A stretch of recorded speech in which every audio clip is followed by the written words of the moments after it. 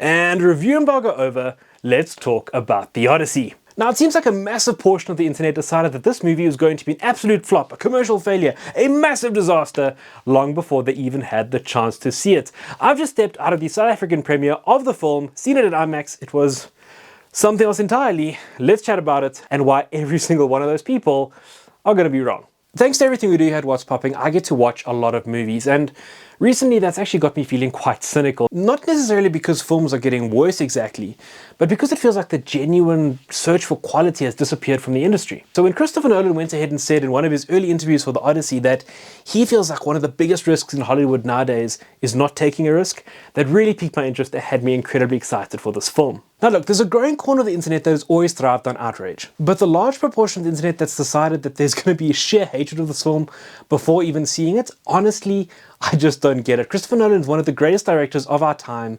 He's one of those directors that when they make a film, people stand up and notice. He's in that really small pantheon of greats alongside Martin Scorsese and Quentin Tarantino. These incredible directors who, when they make a film, you have to go and see it. You have to go to the cinema. It is truly an event. And that is exactly what this film was. In a nutshell, The Odyssey is a technical masterpiece from a director working at the peak of his powers with an absolutely all-star cast backing him. The Odyssey and Nolan's appetite for non-linear storytelling is clearly something that he's had his eye on for years. Probably around the time that he was attached to direct the original Troy film, way back in the early 2000s. So I'll be the first to admit that going in to watch this without a deep familiarity with the source material had me somewhat worried. I wasn't sure, was I going to be able to keep up? There's a lot of timelines conflicting here. Nolan does tend to jump around quite a bit in his filmmaking. Am I going to keep up?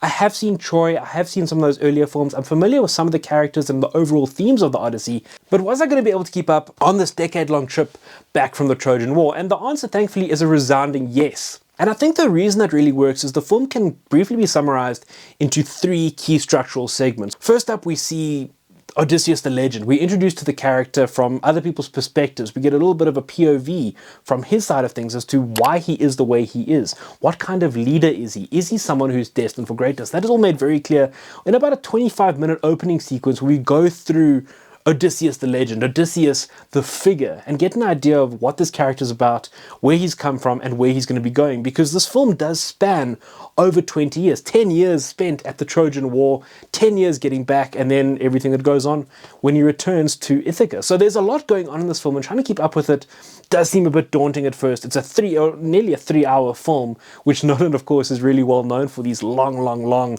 set pieces and these incredible adaptations. That then bleeds into the next phase of the storytelling, which really seesaws back and forth between Tom Holland's point of view as Telemachus, who is the son of Odysseus, and dealing with the fallout of his father not having returned from the Trojan War. The vultures are very much circling around Ithaca with suitors trying to wed Penelope, Odysseus' wife, and Telemachus' mother. On the flip side, we have Matt Damon, we have Odysseus, who is recounting his trip back from the Trojan War to Calypso. So if you're familiar with the Odyssey, you will know sort of where in the timeline that falls. And in that way, we get Odysseus' account of the journey until finally the two storylines converge in the most Nolan-esque way possible. Look, a lot's already been said about this being the first film that's been filmed completely in 70mm IMAX.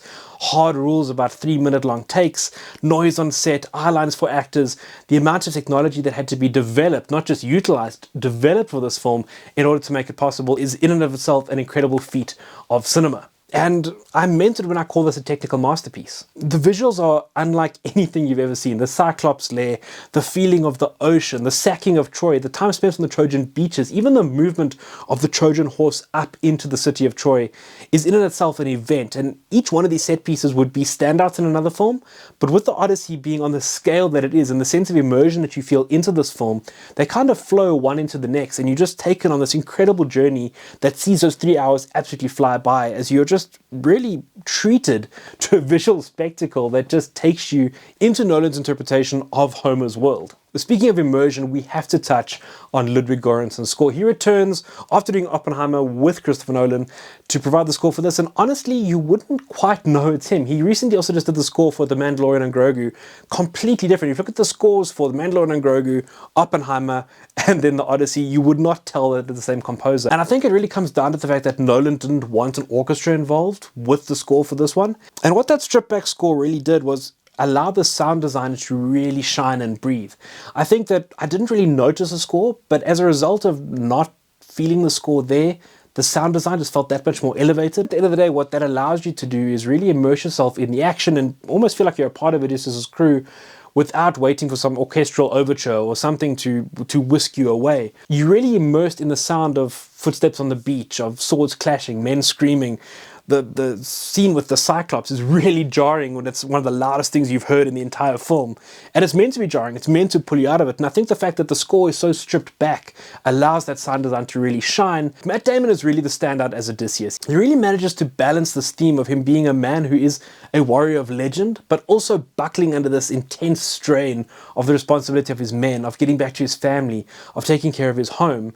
And it's something that really endears him to you as a character. His physical transformation is also something to behold. He put on a ton of muscle for the role. He really embodies the character incredibly well, and the beard that he grows, chef's kiss. Tom Holland is someone who really surprised me as well. I was worried he would read a little bit too boyish as Telemachus. I think there was a part of me that kind of typecast him as Spider-Man in the back of my mind after seeing him in that role for so long, but he really nails this coming of age arc, and I think that audiences are going to find it incredibly refreshing to see the maturity that he brings to this role, and I think it really opens him up for the future. The rest of the cast is absolutely stacked as well, and I think to a point where the film almost becomes a victim of his own success. You just get the idea that when Chris Nolan calls, actors just say yes, whether they've been offered a role in catering, in working as an extra, as a supporting role, whatever it is, actors just seem to want to work with Christopher Nolan. And in that way, we're often left with characters or moments with these glimpses of characters that we feel like we want to see more from. I think two that really stand out for me from the larger ensemble cast that I wanted to see more of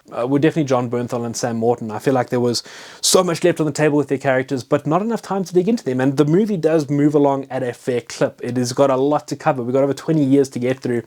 The film is incredibly well paced, but you do feel, because you have that star power, it sometimes feel like they're almost wasted because you don't get enough time with these characters. But that being said, they come in, they serve the story, and it moves on. And while we're on the topic of casting, I don't usually talk about controversy or any of this manufactured outrage on the channel, but I do feel it's worth addressing here because we have Lupita Nyong'o and Elliot Page in the movie.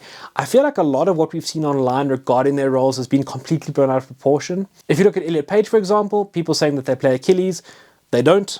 They play a small Greek soldier who is really nothing to write home about, but at the end of the day, that is the point of the character. And Lupita Nyong'o as Helen of Troy, again, a very short time on screen, Christopher Nolan making use of a lot of flashbacks. I personally had no issue with the casting. Lupita Nyong'o is a phenomenal actress, and at the end of the day, the idea behind Helen of Troy, regardless of how you view the concept of beauty, is that Helen of Troy is meant to represent a rare beauty.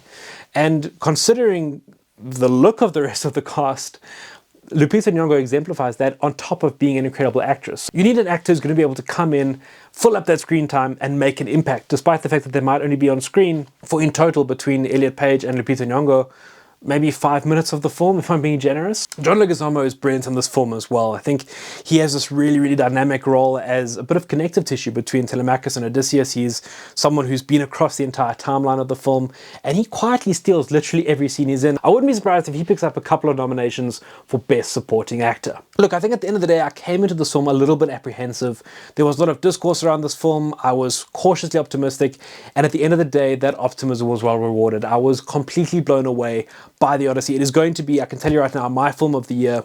It is one of the crowning jewels in an already elaborate crown that Christopher Nolan is crafting for himself. It left me feeling something I haven't felt in a long time, which is a genuine sense of wonder at the might and majesty of cinema, and that's something that money literally cannot buy for you. Anyways, that about does it for this episode. Let me know what you thought of the film in the comments down below, and I'll see all of you in the next one.